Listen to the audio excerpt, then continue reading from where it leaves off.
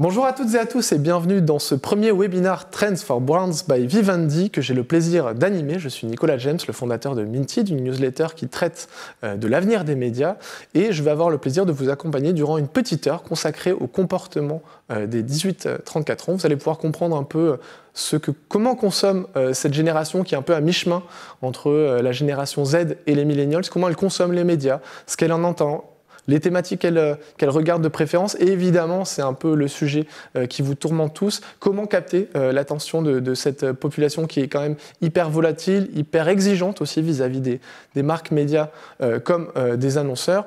On va commencer par une partie un peu insight, ce début de webinaire, et pour évoquer ces problématiques-là, j'ai le plaisir d'avoir avec moi Elisabeth Lozito, Sales Marketing Director chez Dailymotion Advertising. Bonjour Elisabeth. Bonjour Nicolas. Et Charlotte Massé de Gatine, vous êtes planeur stratégique chez Prisma Media Solutions. Bonjour Charlotte. Bonjour Nicolas. Alors Charlotte, on va commencer par vous. Donc sur cette partie un peu inside, de ce que je comprends, ces 18-34 ans, c'est d'abord une génération qui est vraiment multifacette, ce qui ne facilite pas la tâche des médias et des marques, j'imagine. Mais est-ce que vous pouvez nous expliquer en quoi est-ce que justement cette génération, elle est multifacette ? Oui, complètement. Alors, ce qu'on voulait commencer par dire en parlant de ce vaste sujet qu'est les 18-34, c'est que c'est clairement pas une génération qui est monolithique, hein, c'est une génération qui est très plurielle, parce que baignée dans un accès à l'information accru, baignée dans de la mobilité, beaucoup plus de mixité, ce qui fait que c'est très compliqué d'en faire un bloc. Mais par contre, ce qu'on remarque sur cette génération, c'est qu'il y a quand même des singularités, des points de saillance, qui vont à la fois les unir entre eux, mais aussi les différencier des générations qui les précèdent et qui les suivent. Et c'est ce qui va nous intéresser aujourd'hui. Premier point qui nous intéresse quand on parle de cette génération, c'est que c'est vraiment une génération qui va être rupturiste. On a toujours tendance à penser que les jeunes sont inhéremment porteurs de l'innovation digitale parce que jeunes. Ouais. Mais sur cette génération des 18-34, force est de constater qu'il y a quand même une rupture par rapport aux générations précédentes en termes de consommation de digital. Aujourd'hui, le digital pour les 18-34, c'est plus du tout un touchpoint, mais bien un point d'entrée vers tous les touchpoints, vers toute leur consommation média. Et ça s'illustre très clairement par les durées d'écoute individuelles par média, qu'on voit en fait beaucoup plus fragmentées sur cette génération que sur l'ensemble de la population, où on voit beaucoup plus de télé, par exemple. Là, on voit une consommation plus fragmentée. Ça se voit aussi sur, plus simplement, les formats qui sont consommés. Aujourd'hui, les 18-34 vont surconsommer de la vidéo. Et aussi le fait d'être vraiment dans cet écosystème web 2.0 beaucoup plus horizontal. Il y a un vrai changement de posture qui s'opère, où on veut vraiment une génération qui veut être entendue, qui veut être écoutée, qui veut être comprise par à la fois les marques, mais aussi les éditeurs de contenu. Ce qui fait une vraie singularité quand on parle de cette génération. Quand vous dites qu'elle veut être entendue, écoutée, c'est-à-dire qu'on est plus dans du participatif, on est moins dans du top-down Exactement. Et en fait, ça se ressent aussi dans les narrations qui marchent aujourd'hui quand on veut s'adresser aux 18-34 ans. Il y a un vrai renouvellement du paysage autour notamment du brand content, qui est effectivement quelque chose de beaucoup plus affinitaire, où on montre déjà la compréhension de son audience, on lui raconte une histoire, on n'est pas juste là pour lui vendre un produit. Et puis aussi une réinvention des modèles autour de contenus beaucoup plus natifs sur des plateformes où les 18-34 vont être plus que l'ensemble de la population. On pense par exemple à TikTok. Donc en tout cas, là, pour résumer, on est sur une plus-value dans le contenu de la marque et non plus un message hyper top-down, promotionnel, comme ça se faisait historiquement. Une horizontalité, une participation possible pour faire un contenu toujours plus affinitaire et toujours plus pertinent. D'accord. Évidemment. Évidemment, deuxième point, alors là je vais avoir l'impression d'enfoncer une porte ouverte, mais première génération social first. En fait, le fait, effectivement, ils sont omniprésents sur les réseaux sociaux, ça je pense que j'apprends rien à personne. En revanche, ce qui est intéressant, c'est qu'au-delà de la recherche de liens entre pairs, entre 18-34, ce qu'on voit dans cette génération, c'est une vraie volonté d'incarnation, une vraie volonté de connexion, même dans sa consommation de contenu. Ouais. Ça se traduit par une recherche de contenu incarné, avec un suivi complètement massif d'influenceurs qui, en fait, vont être les porte-paroles pour les permettre de décrypter le monde, pour découvrir des passions, pour avoir un nouveau regard sur le monde qui va les enrichir au quotidien, là où les écosystèmes de contenu avant étaient beaucoup plus... incarnés par une marque média aussi. Voilà, par des marques, ou par des médias, ou par les deux, mais beaucoup moins dans cette incarnation à visage. Et alors, ce qui ressort aussi, c'est qu'il y a une nouvelle manière de s'informer, et c'est là que vient un nouveau concept d'edutainment. Est-ce que vous pouvez nous expliquer un peu ce que vous entendez par là ? Oui, complètement. En fait, l'edutainment, c'est un peu le corollaire en fait, de cette incarnation des contenus, plus en fait, la volonté des jeunes des 18-34 de s'intéresser à leur passion. On a aujourd'hui une vraie transformation du paysage autour d'influenceurs qui vont, plus que raconter des histoires de leur vie quotidienne, s'approprier des sujets. Alors si on regarde un peu les typologies de contenus qui sont consommés, Elisabeth, vous, à travers Dailymotion, vous avez forcément un bon footprint de ce qui se consomme dans le web français. Est-ce que vous pouvez nous expliquer un peu justement ce que consomme cette génération des 18-34 ans ? Alors effectivement, chez Dailymotion Advertising, on s'est attardé à mettre en exergue quelle catégorie de contenu était le plus consommé par les 18-34 ans sur les 9 derniers mois de l'année, et tant sur le temps passé en consommation de ces contenus qu'en termes de nombre de vidéos visionnées. Ouais.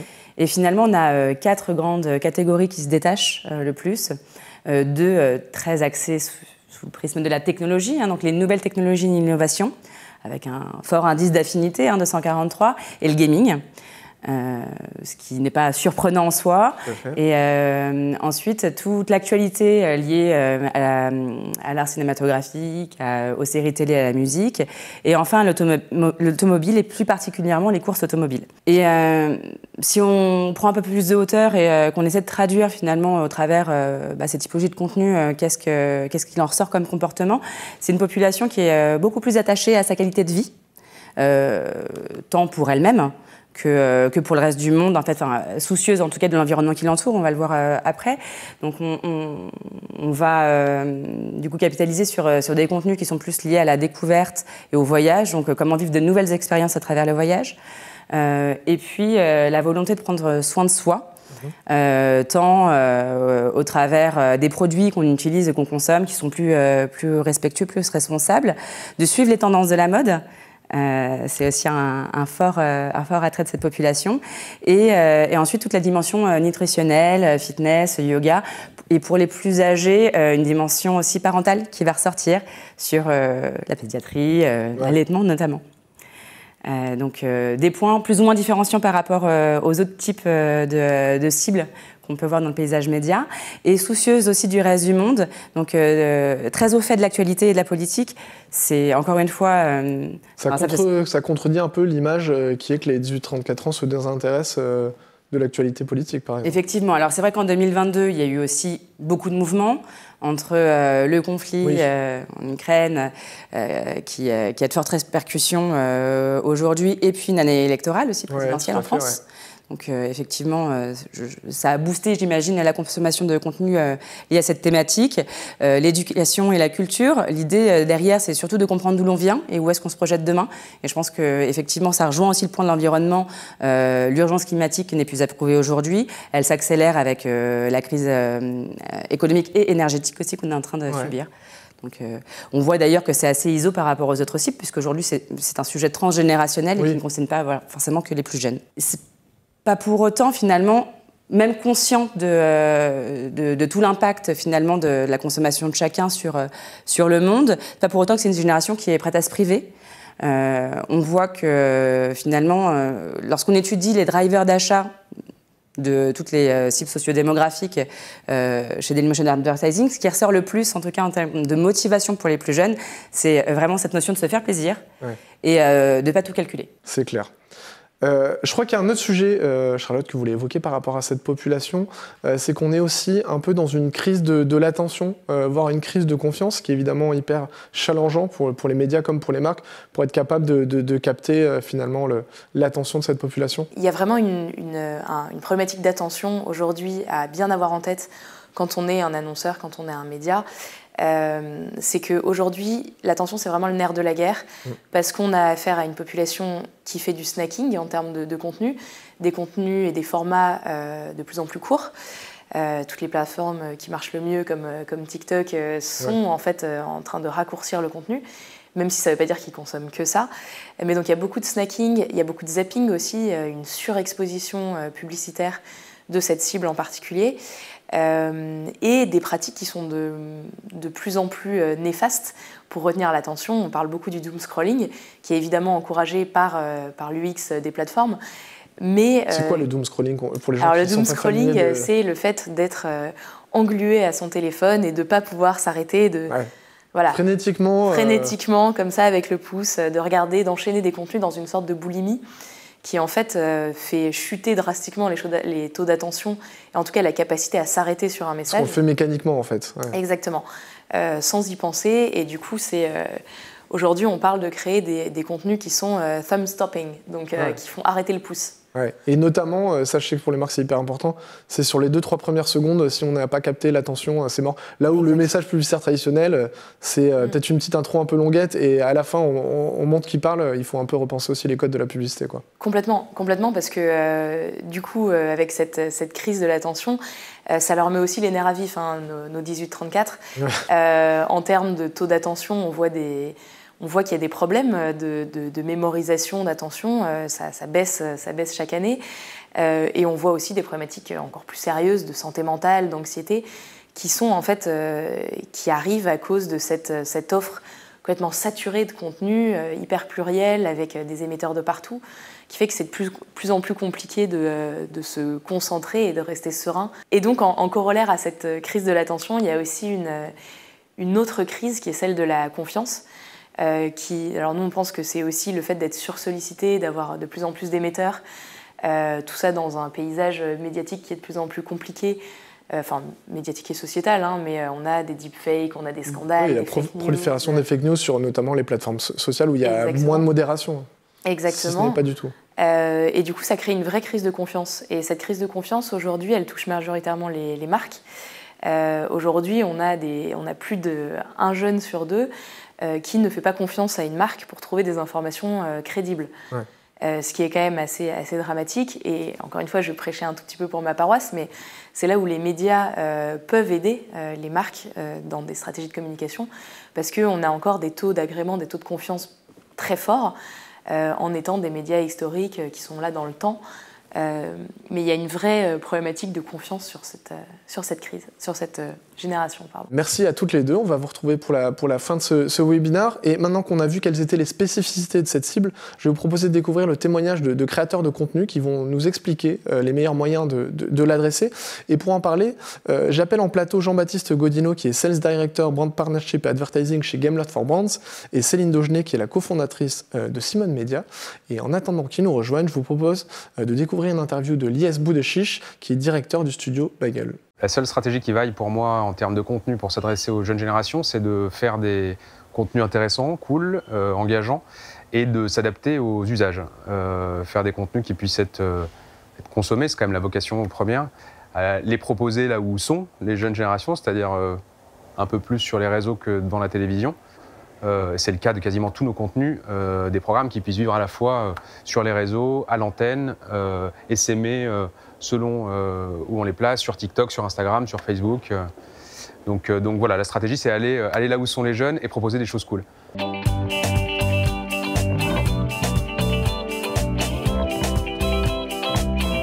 Studio Bagel, à l'origine, c'est vraiment un éditeur de comédie, mais la comédie passait surtout par du sketch. Aujourd'hui, on le fait dans des formats bien plus variés, dans des formes bien plus variées. Ça passe par du sketch toujours, on l'a fait avec Mister V dans MST, du flux, Hot Ones, émission d'interview animée par Ken Kojandi, de l'animation, Mini Nours, Gradin, qui arrivera bientôt sur les antennes de Canal+, et sur les chaînes du Studio Bagel. En fait, l'idée, c'est de proposer avant tout des contenus intéressants, peu importe la forme qu'ils prennent. C'est aussi, encore une fois, de s'adapter aux usages. C'est-à-dire qu'à l'époque où Bagel proposait ses premiers contenus, le sketch sur YouTube n'existait pas ou peu. Donc c'était une manière de proposer quelque chose de différent par rapport à ce qu'on pouvait y trouver. Aujourd'hui, du sketch, on en voit plus, un peu partout. Ça ne veut pas dire qu'il ne faut plus en faire, mais en tout cas qu'il faut, nous, qu'on s'adapte pour proposer des choses pour surprendre et proposer des choses plus variées.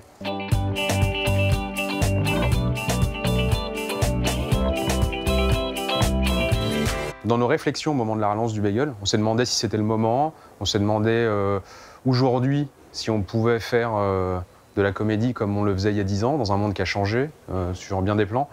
Et en fait, on s'est dit, on est arrivé à la conclusion que c'était peut-être plus que jamais le bon moment et qu'on avait besoin de rire. Non seulement on a besoin de rire, mais on a besoin de rire avec des choses légères, des choses qui ne soient pas forcément, qui peuvent l'être, mais qui ne soient pas forcément d'ailleurs attachées à l'actualité ou à l'air du temps, ancrées dans leur époque, mais pas forcément en réaction à une actualité qui est très, très particulièrement anxiogène.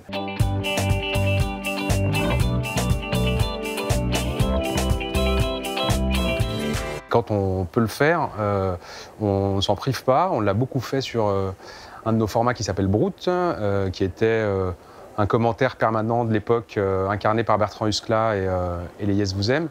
On le fait un peu plus récemment sur une thématique bien spécifique qui est le couple sur Moitié, incarné par Pauline Clément.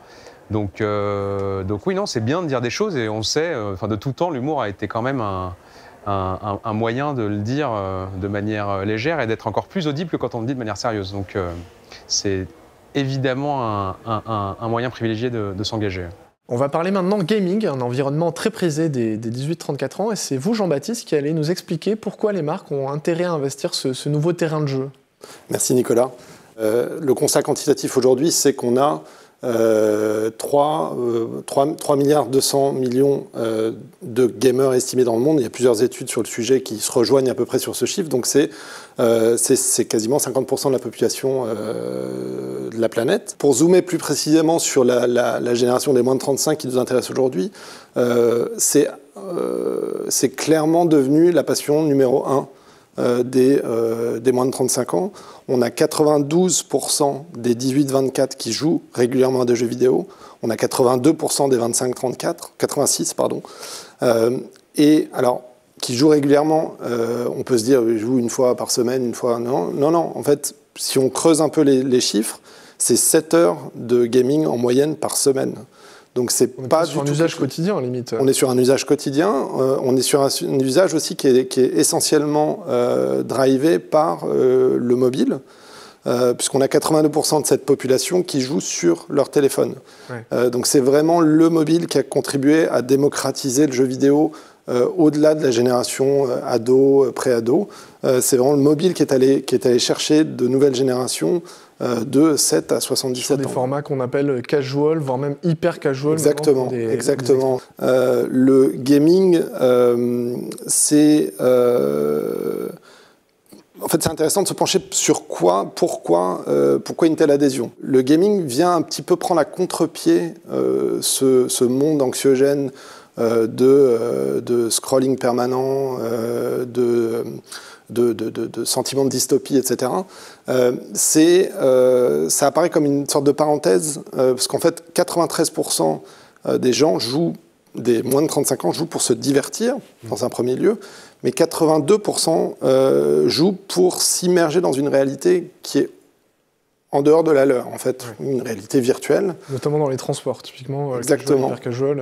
Exactement. Et du coup, c'est une logique d'incarnation, c'est une logique d'incarner quelque chose, quelqu'un, dans un autre monde qui permet, en fait, de s'évader, tout simplement.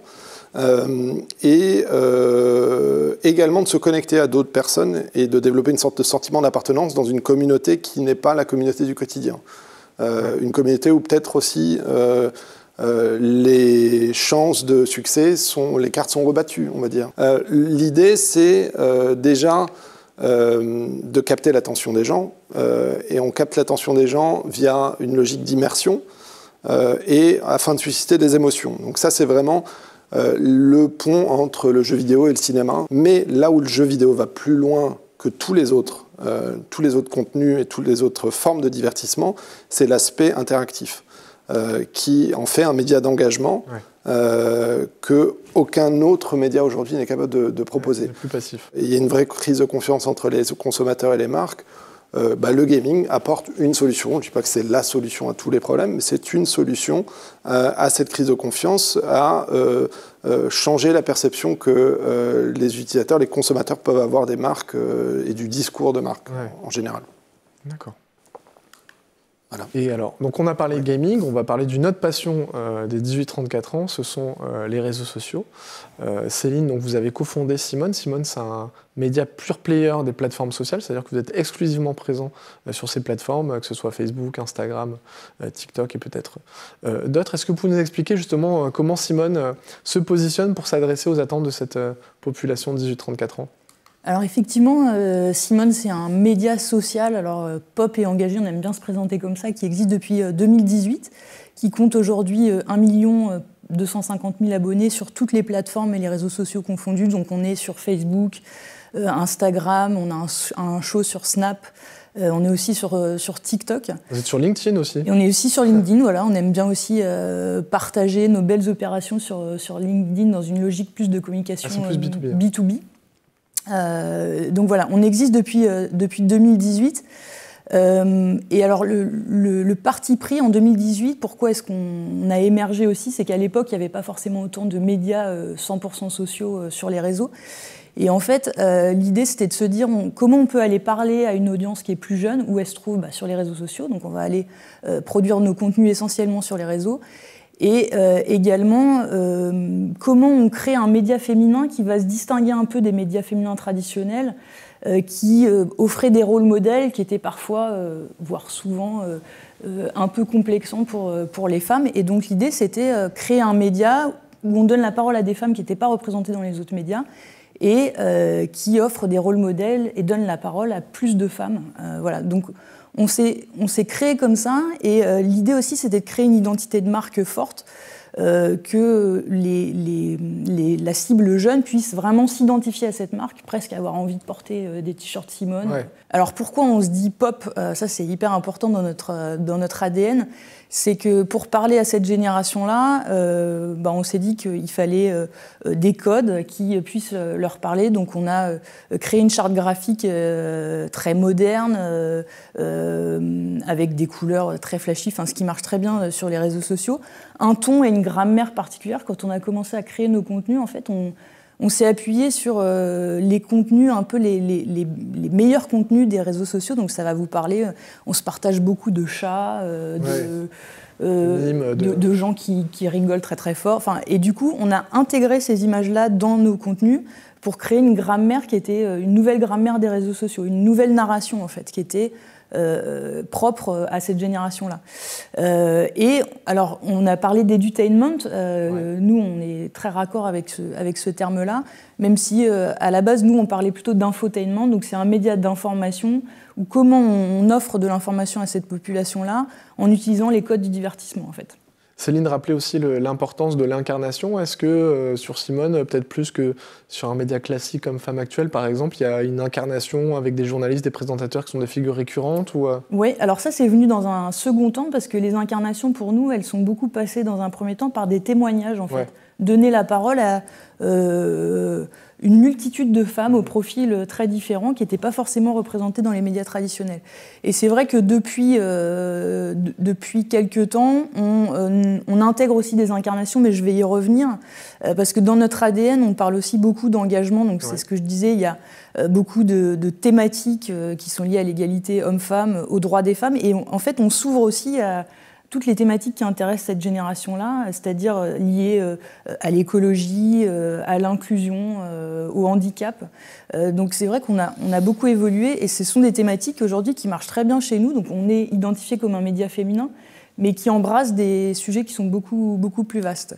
Et justement, en parlant d'incarnation, nous, on a un diptyque, je dirais, en tout cas deux ressorts sur lesquels on s'appuie beaucoup pour parler à cette génération des plus jeunes. C'est à la fois la pédagogie et voir comment, en étant créatif, en étant pédagogue, on va pouvoir interpeller cette génération-là et aussi capter son attention. Et puis l'autre levier qui marche très très bien, c'est le levier de l'émotion, qui passe par les témoignages notamment, où là on va essayer à la fois d'interpeller, d'indigner, mais aussi de faire sourire les gens à qui on s'adresse et à qui on partage nos contenus. Alors, on est un média social parce qu'on a une stratégie sociale média complète qui a beaucoup évolué.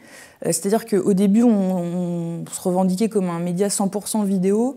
Et maintenant, en fait, on utilise tous les outils qui sont mis à disposition, notamment des plateformes, pour créer du contenu. Donc ça peut être de la story, ça peut être des posts feed sur Instagram, ça peut être un show sur Snap.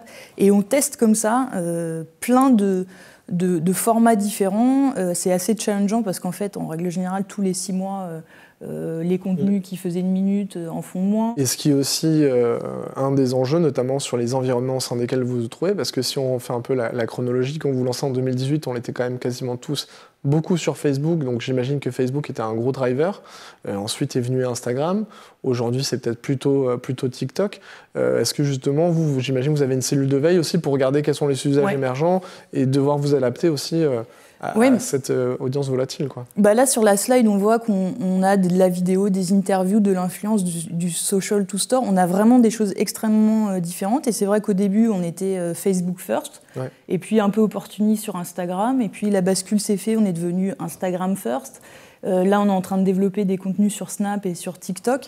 Et pour nous, c'est aussi, on va là où les audiences vont, quoi. On suit les usages et ça, c'est hyper intéressant. On va regarder justement cette petite vidéo où vous présentez un peu les contours de Simone. Je vous remercie tous les deux. Je vais profiter de cette petite pause vidéo pour appeler en plateau Julie Galacteros, directrice de Canal Brand Factory, et Elisabeth Lozito qui revient parmi nous pour évoquer aussi un peu ce que ces deux marques proposent pour les 18-34 ans. Merci à tous les deux. Merci Nicolas. Ce soir, dans le JT de Simone, des nouveaux formats hyper pop et engagés, une newsletter canon, générique. Vous connaissez nos formats historiques. Interview story, tribute, green, comic out, les femmes de ta vie, nos caméras cachées légendaires. C'est toi la meuf, tu fais des vieilles chroniques de à ta radio de là. Il faut continuer de l'autre côté, je pense. Ah bah non. Non, faut s'arrêter là. C'est ça? Non, faut s'arrêter là. Mais non. Ah si, je te jure, faut s'arrêter là. Donc là, je vais sortir comme ça, là.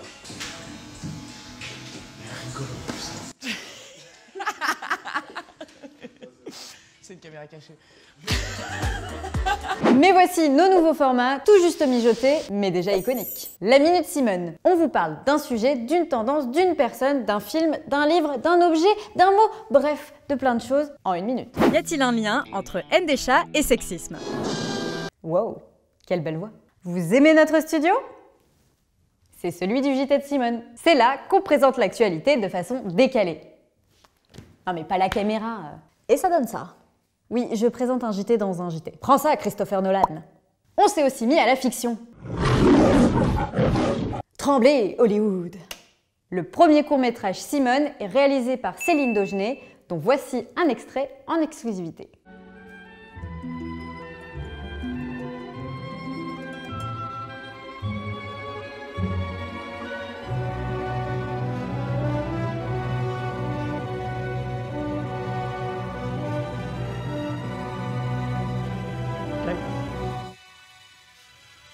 Camille, on va être en retard là. Et si vous êtes plutôt audio, on fait des podcasts aussi. Ça me fait bizarre des fois de voir qu'on fait de moi des débats et tout. J'essaie de pas trop y prêter attention. Ah oui, on a aussi organisé l'avant-première du film She Said, en salle en ce moment. Le débat qu'on a animé autour de la thématique, lui, n'est pas diffusé en salle, mais ceux qui étaient là, présents en salle, ont passé un super moment.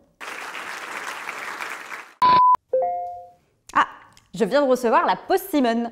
Oh, ça suffit avec les jeux de mots, là. Regardez plutôt. Toutes les semaines, Simone débarque avec un nouveau rendez-vous. Une newsletter pop et engagée pour aller avec votre café. Pilotée par une autrice charmée, Chloé Thibault. Coucou Chloé. Vous allez adorer ce nouveau projet concocté avec sororité, rien que pour vous. Attendez quoi? Vous n'êtes toujours pas abonné à la pause Simone? Mais foncez, allez-y.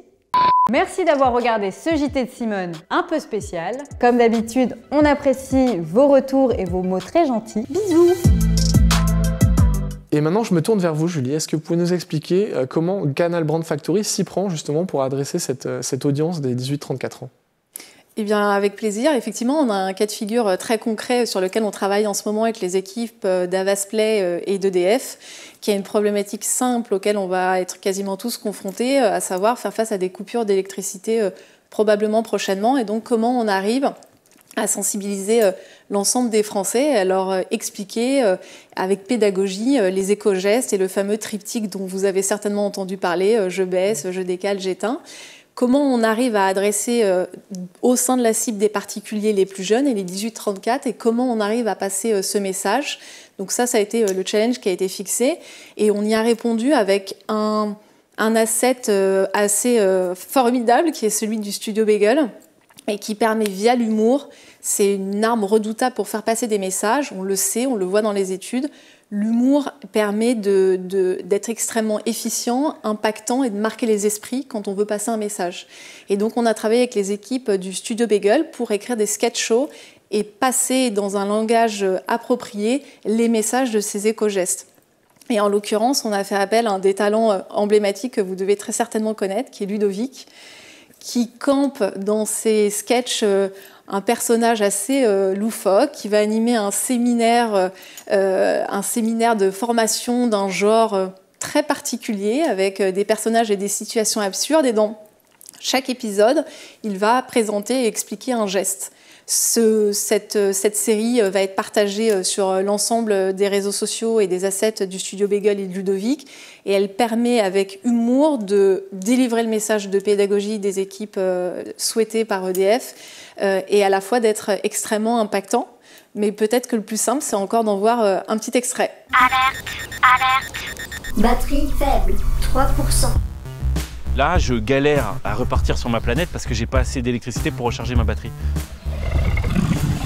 Donc j'ai cherché une solution sur internet et j'ai trouvé un site. Et en surfant sur ce site, j'ai eu une idée. Je vais organiser ici même un petit séminaire avec quelques humains triés au hasard afin de leur apprendre les gestes utiles pour qu'ils réduisent leur consommation. Comme ça, il y aura plus de courant et moi, je pourrai recharger mon vaisseau. Mais je reste incognito. C'est quoi ton prénom? Bah oui, elle a raison, c'est quoi ton prénom?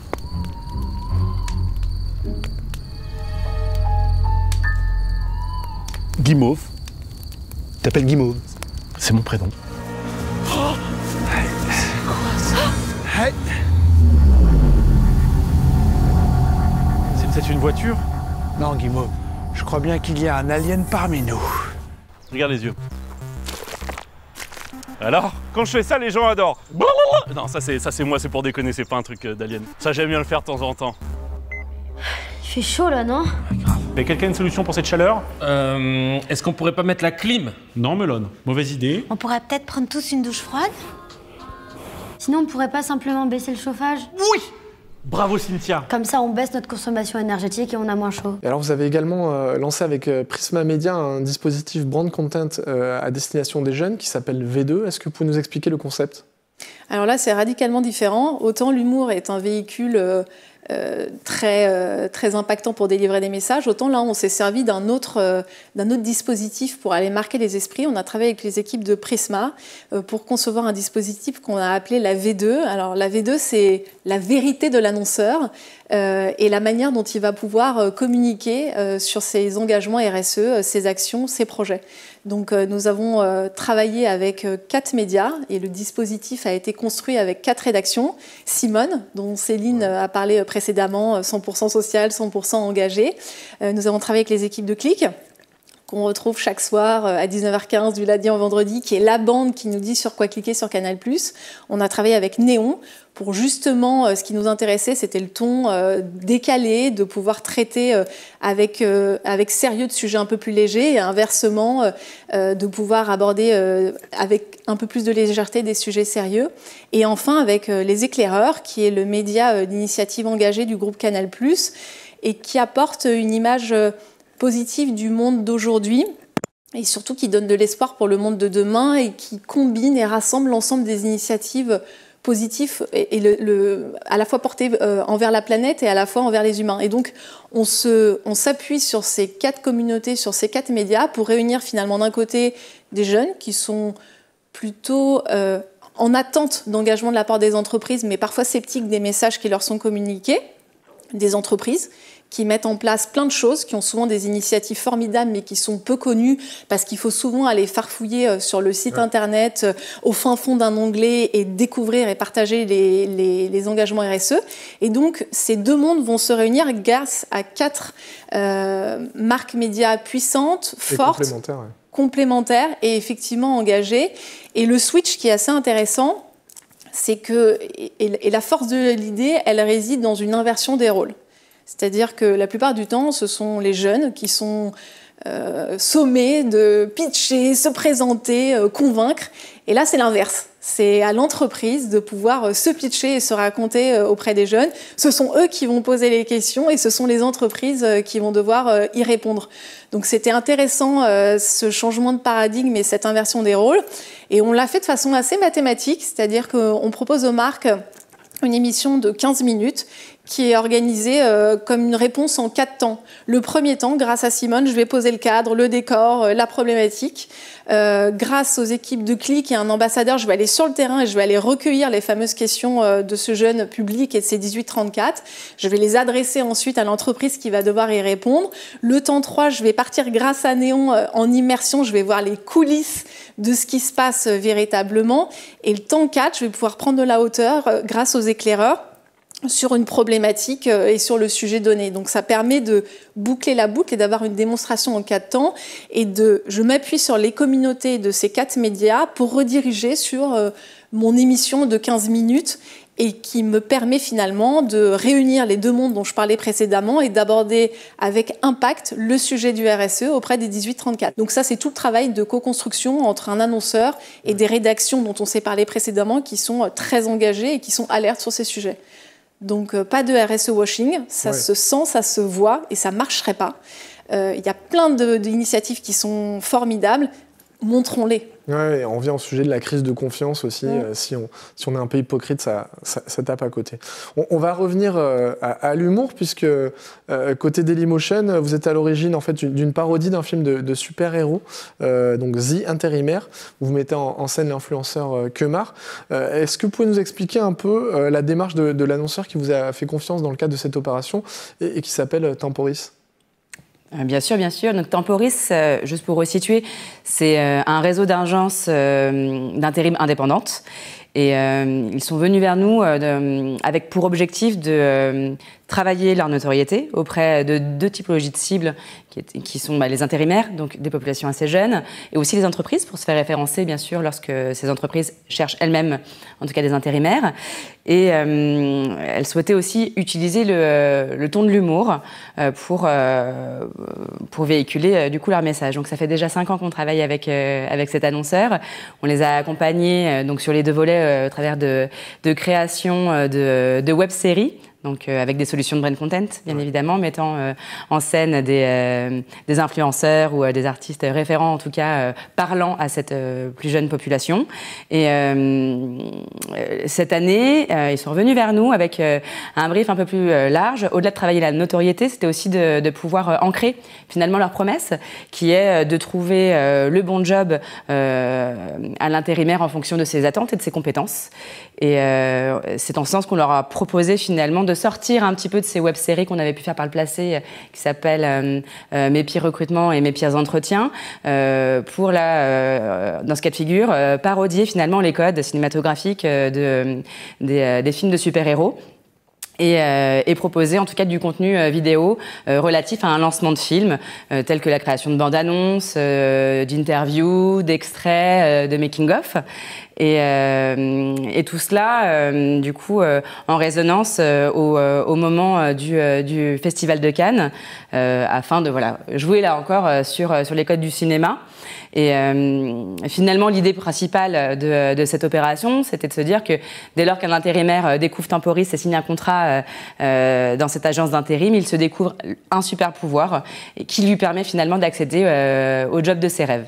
Et il nous fallait, pour ce faire, trouver la personnalité qui puisse permettre, en tout cas, au moins de 35 ans, de pouvoir facilement s'identifier, qui soit à la fois légitime sur la cible, mais aussi sur le ton de l'humour.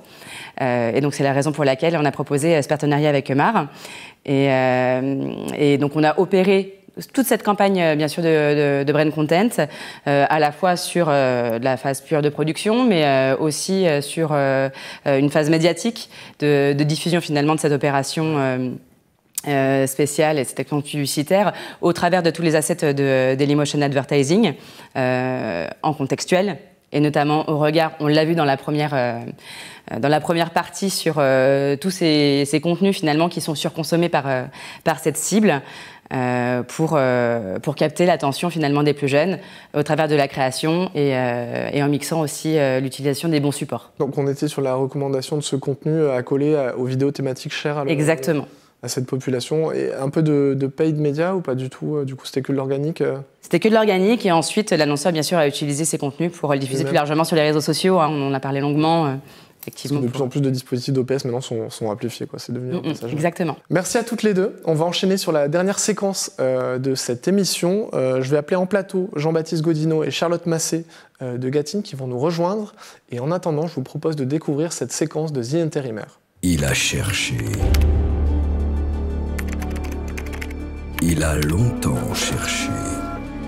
Et pourtant, il avait en lui un super pouvoir. Bienvenue chez Temporis.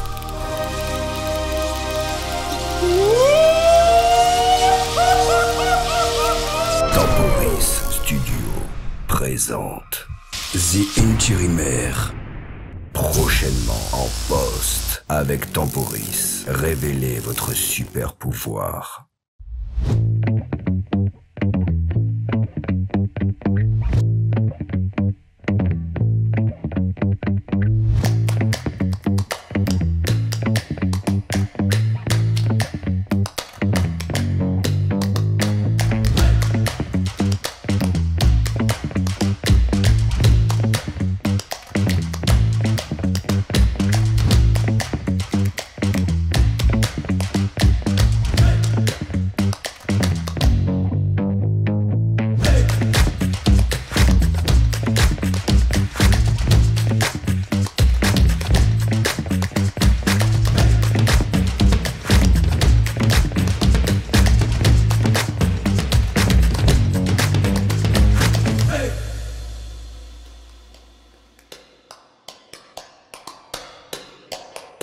Par contre, j'ai pas reçu le texte. Surtout pas de texte, mon lapin.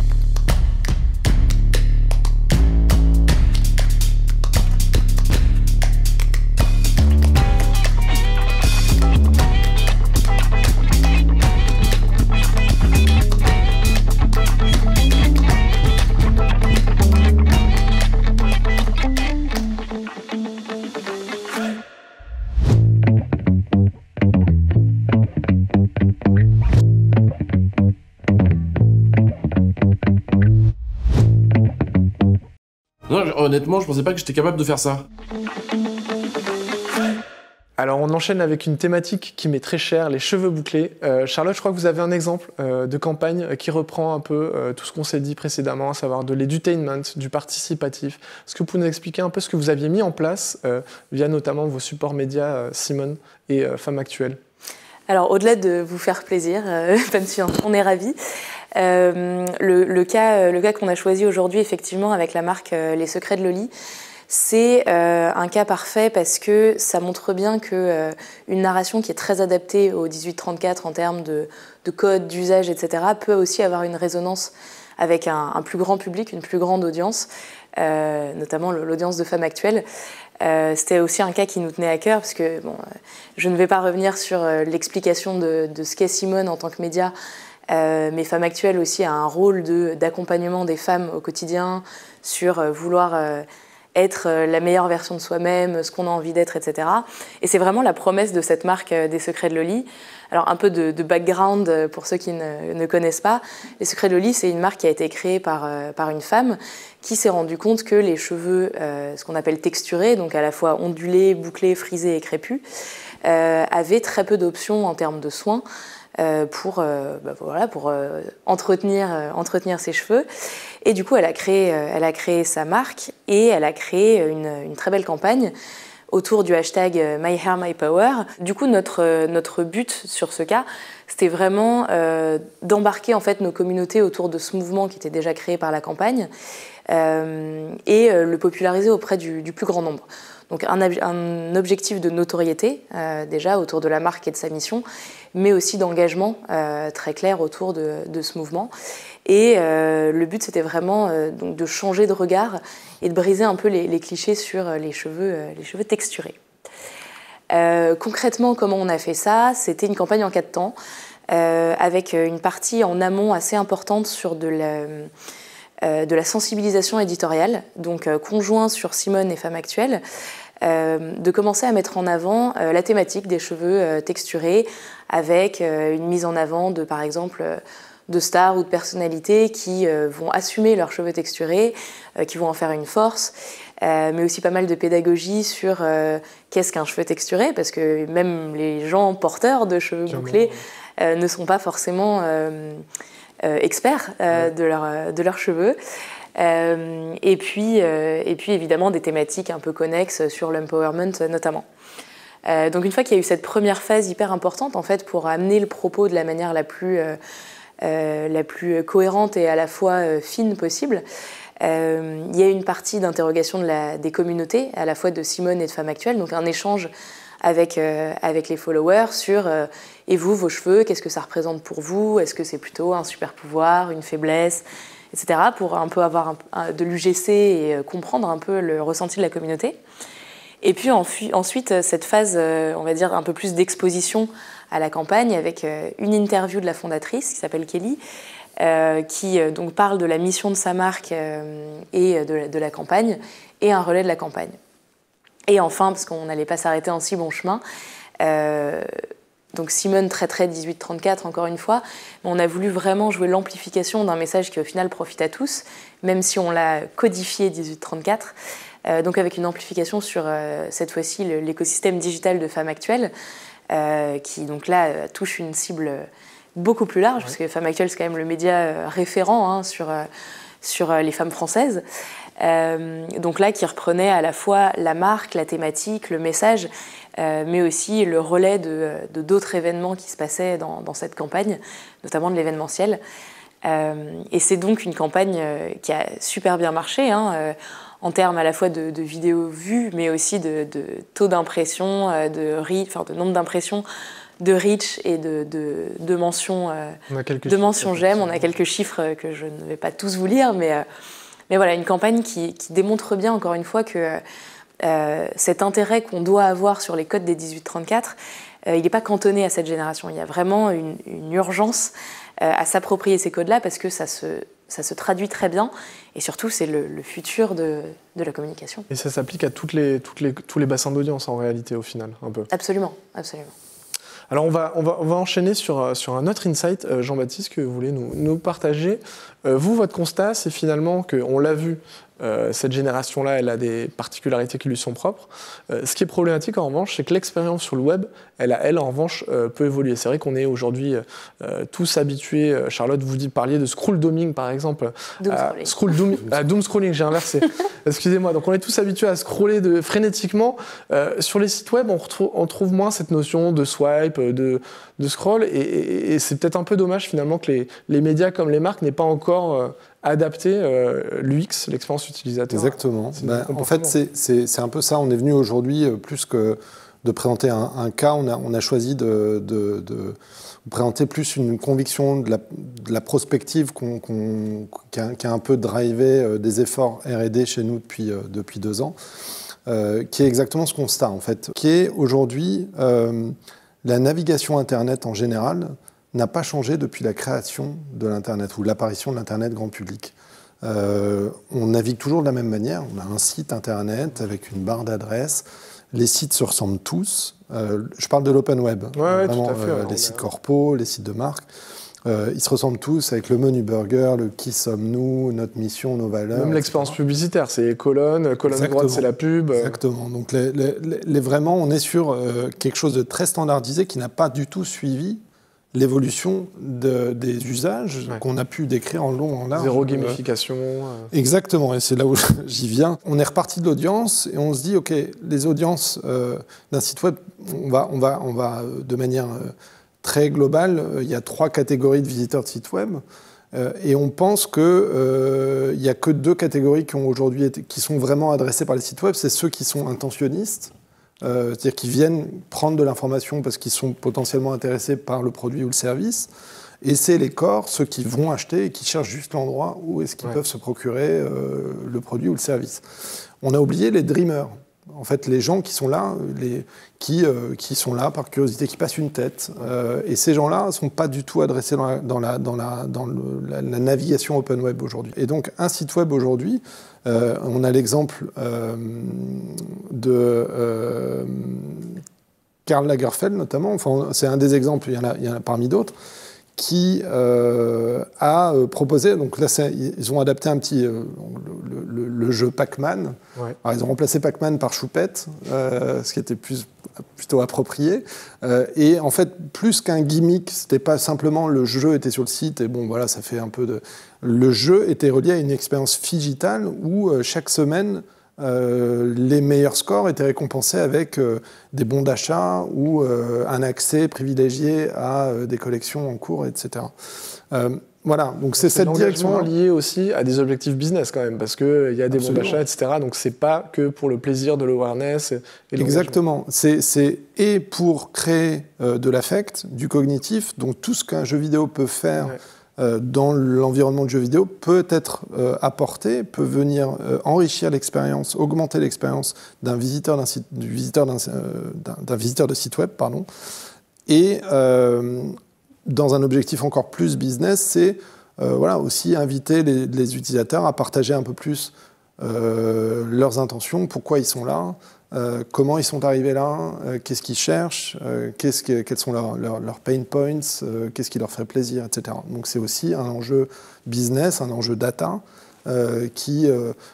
pour lesquels on pense la gamification et les savoir-faire, les recettes qu'un éditeur et un développeur de jeux a pu développer au cours des années, peuvent venir enrichir et venir améliorer l'expérience web aujourd'hui, open web. Je rebondis sur vos trois typologies d'audience. Moi, il y a un truc que je trouve assez dingue dans les médias, et c'est un peu un serpent de mer aussi depuis 5-10 ans, c'est qu'aujourd'hui, chaque utilisateur a son propre feed TikTok, Instagram.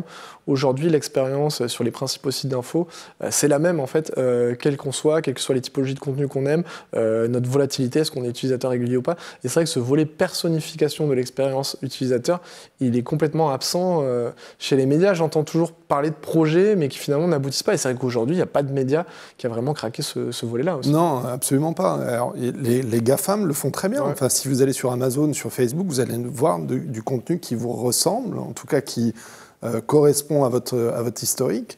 Mais c'est tout. En dehors de ça, vous allez sur un site marchand autre que Amazon. Amazon fait ça très bien, mais il y a il y a un cruel manque là-dessus de personnalisation et d'adaptation de l'expérience, qui est une des attentes énormes des moins de 35 ans aujourd'hui, hein, vraiment. Et donc on pense qu'il y a un décrochage là et qu'il y a quelque chose à faire. Il y a quelque chose à faire sur ce sujet-là. Je ne sais pas si les agences, les marques nous entendent, mais en tout cas, ça sera un des messages forts de ce webinaire, et ce sera le dernier. Merci à tous les deux. Merci à tous les internautes qui nous ont suivis le temps de ce premier webinaire Trends for Brands by Vivendi, qui est consacré au comportement des 18-34 ans. Merci aussi aux 4 entités du groupe Vivendi. Du coup, je vais lire mes notes pour ne pas me tromper. Canal+, Brand Solutions, Dailymotion Advertising, Gameloft for Brands et Prisma Media Solutions, qui ont été à l'origine de tous ces insights, ces use cases et ces retours finalement, et ces analyses sur le monde des 18-34 ans. Moi, personnellement, ce que j'en retiens, c'est qu'évidemment, on a affaire à une génération qui casse les codes, ne serait-ce que d'un point de vue publicitaire. Finalement, c'est devenu beaucoup plus compliqué d'émerger quand on fait du display un peu top-down. Il faut aller vers de l'OPS, de l'engagement, de la gamification. Ça vaut aussi pour les médias, parce qu'on a beaucoup parlé de crise de confiance et de l'attention et cet enjeu d'expérience utilisateur qu'on vient d'évoquer. Il faut que les médias aujourd'hui repensent aussi la manière d'adresser cette population, et c'est devenu indispensable, parce que finalement, dans cet environnement où on est sursollicité, pour émerger, il faut être capable de se distinguer, et surtout, je pense que c'est un peu le mot-clé de ce webinaire, c'est d'apporter de la valeur ajoutée à ces audiences-là pour émerger sur des items d'awareness, d'engagement, de likability, mais aussi finalement, et c'est un peu ce qui nous préoccupe tous, faire du business, parce que c'est vrai qu'on sait tous que 2023 sera peut-être une année un peu compliquée, et le business reste important. Merci à toutes et à tous, et à bientôt.